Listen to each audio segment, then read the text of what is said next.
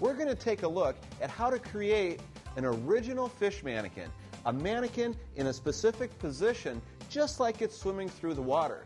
You know, there's lots of mannequins available in the market, but how do you create an original mannequin specifically for your fish? Now, what does this mean for you? Well, it means that you can get your fish mounted in any position you want, and that your dimensions and the anatomy of your fish will be locked into your fish mount. Now, here's our beautiful northern pike. Now, before we get going, we have to understand the three juncture points on a body. The first juncture point is the head. The third juncture point is the throat latch. You see where the body comes up right here and goes right into the head? This is actually part of the body, and this right here is a transition to the head. This is the throat latch gullet juncture. Now, when we move down the fish to the tail, you're going to notice that there's a distinct tail juncture. You see that line right there? That's the tail juncture, and we need to carve the body all the way out to that. Now, these 3 points, the head juncture, the tail juncture, and the throat latch juncture, are the most critical points when we're making our original fish mannequin. So we have to mark those, and we have to understand exactly where they are. Now, the best way to understand these juncture points is to look closely at them. Let's put the fish up and take a look at the head juncture. I'll take the mannequin and put it right next to it.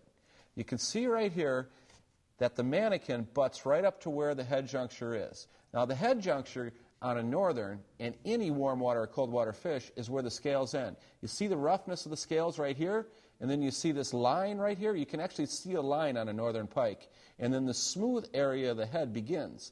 That line where the scales end is the head juncture, and we need to indicate that on our pattern, and that's the end of our carved mannequin in the head area. But you have to locate that area where the scales end and the smooth part of the head begins. That's the head juncture. Now let's move back to the tail and take a look at the tail.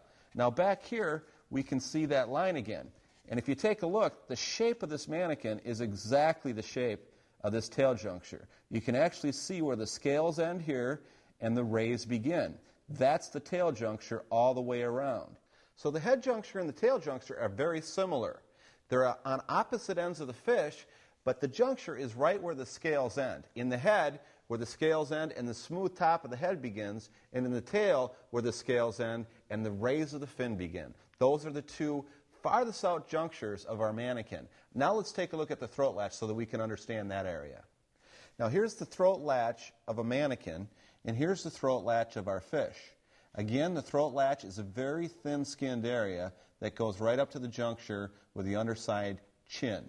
And when we carve our mannequin, we want to indicate this farthest out point of the throat latch. So with the understanding of the head juncture, the throat latch, and the tail juncture, you might be asking, well, how do we get the shape into the fish? How do we capture the lifelike anatomy? Well, we do that with a two-pattern process. One pattern is the straight-on side silhouette, just as you see here. We're going to outline that fish, and we're going to capture